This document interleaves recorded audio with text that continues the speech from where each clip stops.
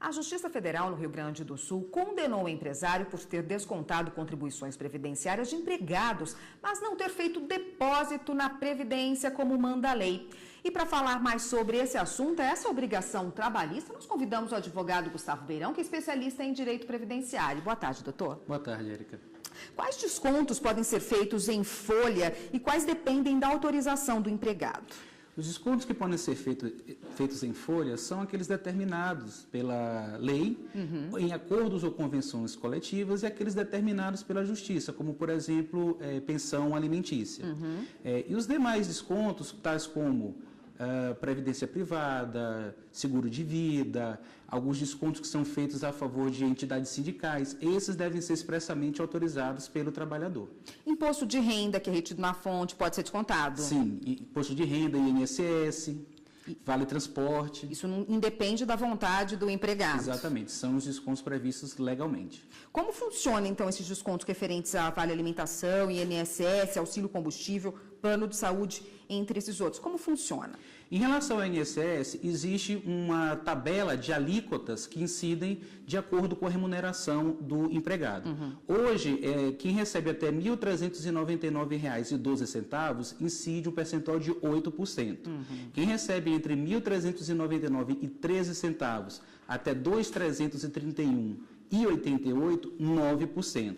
E acima disso, até o teto, que é hoje R$ 4.663,75, 11%. Em relação aos demais descontos, como vale alimentação, ticket de refeição, eles não são obrigatórios que a empresa ofereça esse benefício e desconte. No entanto, se ela oferecer, ela não pode descontar mais do que 20% do salário contratual. O auxílio combustível, ele é dado como forma de retribuição àquele empregado que utiliza do seu veículo próprio para serviços da empresa. Detalhe, esses serviços devem ser efetivamente comprovados, porque do contrário vai se naturalizar como verba salarial, onde aí vai entrar todos os descontos e todos os efeitos, para efeito de INSS, FGTS, 13º, descanso semanal remunerado, etc. Só corrigindo uma informação que eu dei no começo da matéria, a decisão não é do Rio Grande do Sul, é do Rio Grande do Norte, a respeito dessa condenação de um empresário de ter descontado contribuições previdenciárias de empregados. Essa condenação é comum, acontece muito, é demandada muita justiça nesse caso? Infelizmente sim, Érica, porque esse tipo de ação ele foi tipificado pela Lei 9.983 do ano de 2000 como apropriação indébita previdenciária. É obrigação da empresa descontar os valores do empregado e repassar isso aos cofres da Previdência. Quando há esse desconto e não é repassado, ele é tipificado e com uma pena que chega de 2 a 5 anos de reclusão, mais multa. Quer dizer, pode até ter reclusão para o patrão que não, o empresário aí que não fizer esse depósito. Exatamente. E a multa, esse valor é reajustado anualmente, sempre que o salário mínimo também é reajustado. Hoje ela está em cerca de R$ 1.920, pode ir até R$ 192 mil e poucos reais.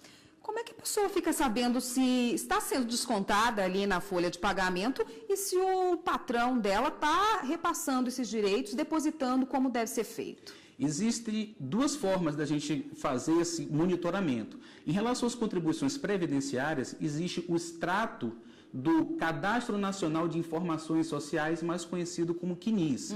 E esse extrato pode ser adquirido em qualquer agência da Previdência Social ou pela internet, mediante uma senha que também é adquirida nessa agência da Previdência Social, e para os correntistas de Banco do Brasil, Caixa Econômica, diretamente no caixa eletrônico ou por meio do Internet Banking. E também alguns bancos privados já estão oferecendo essa consulta ao extrato. Em relação ao FGTS, da mesma forma, isso pode ser solicitado, esse extrato do FGTS, nas agências da Caixa Econômica. Para aqueles trabalhadores que têm um cartão cidadão, podem ir diretamente nos caixas eletrônicos verificar o seu saldo, ou fazer um cadastro no site da Caixa Econômica para receber as movimentações via SMS no celular, ou diretamente no site para verificar o saldo do seu extrato de FGTS. Tá bom, doutora, a gente vai terminar um pouquinho aqui, só fazer uma pausa, a gente vai para o intervalo. E no próximo bloco eu queria que o senhor começasse até explicando como é que o funcionário faz, como é que o empregado faz, se ele descobrir que isso, dessa forma aí, não está sendo debitado a conta dele, da folha dele, e depositado como deve ser. Só um minutinho, por favor.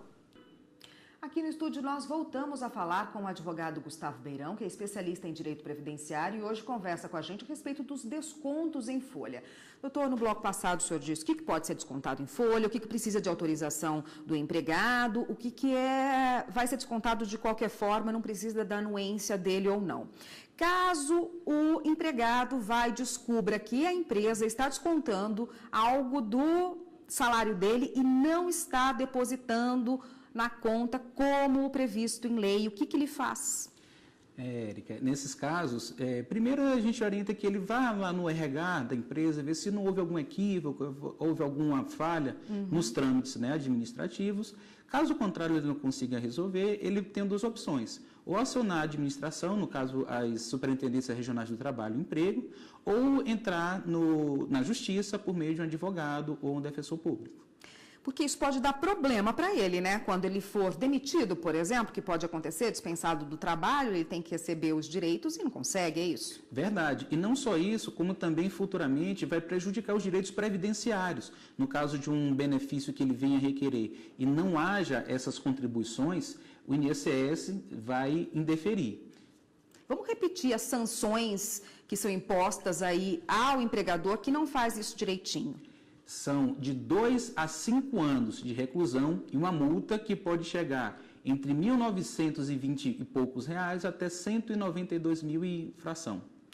A Previdência obriga o trabalhador que quer se aposentar a ir atrás de toda a documentação, dos comprovantes, de tudo isso para saber se ele pode se aposentar ou não. O simples registro na carteira não garantiria isso ao trabalhador? Érica, essa é uma questão que é bem comum acontecer.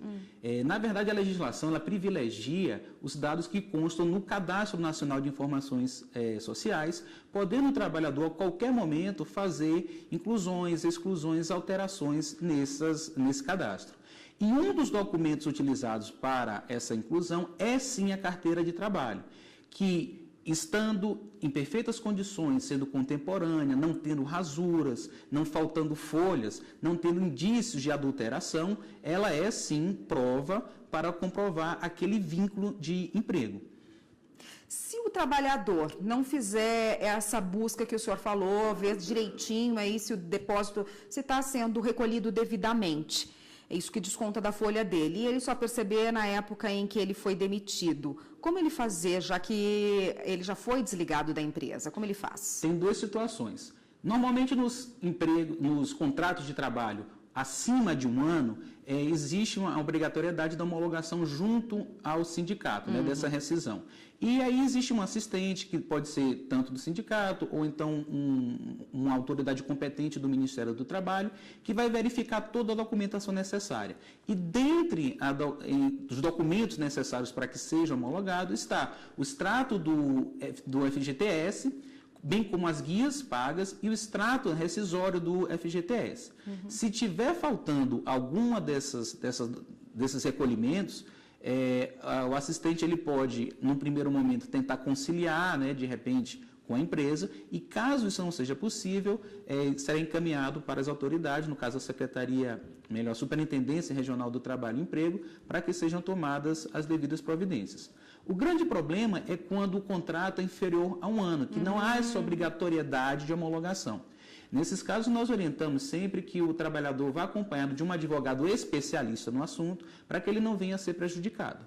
Doutor, quem fiscaliza isso? Só o trabalhador pode fiscalizar se o depósito está sendo feito ou não? Existe um órgão governamental que fiscalize isso? Existem o Ministério do Trabalho, né, também a Secretaria da Receita Federal do Brasil, que são os órgãos incumbidos, né, no caso do Ministério do Trabalho, se todos os direitos trabalhistas e verbas estão sendo recolhidos, também fiscalizar o ambiente de trabalho, a higiene e segurança.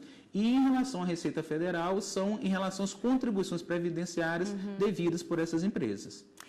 Qual é a orientação final que o senhor dá aí para quem está no mercado de trabalho, tem a carteira assinada, está sendo descontado em folha, para ele acompanhar isso certinho? Qual a orientação? É o que eu costumo chamar de gestão da vida laborativa ou previdenciária. O que é que significa esse palavrão todo, né? Significa que existem situações em que, mesmo desempregado, o trabalhador ele pode estar sendo amparado pela Previdência Social. Existem situações da vida civil, como, por exemplo, o nascimento de um filho, que tem toda uma implicação na área do direito do trabalho, na área do direito previdenciário. E nós, assim como fazemos sempre consultas periódicas nos médicos, né, para ver como é que está a nossa saúde, nós orientamos que procure um especialista para verificar todas essas condições, a fim de que futuramente, quando numa situação de requerimento de benefício ou mesmo de desemprego involuntário, essas pessoas tenham orientação para que elas continuem amparadas tanto pela Previdência e tenham também assegurado os seus direitos trabalhistas. Tá ótimo, muito obrigada pela participação. Eu conversei com o advogado Gustavo Beirão, que é especialista em direito previdenciário e hoje conversou com a gente a respeito dos descontos em folha. Obrigada pela participação, até uma próxima. Eu que agradeço, Alicia. Até mais. Até mais.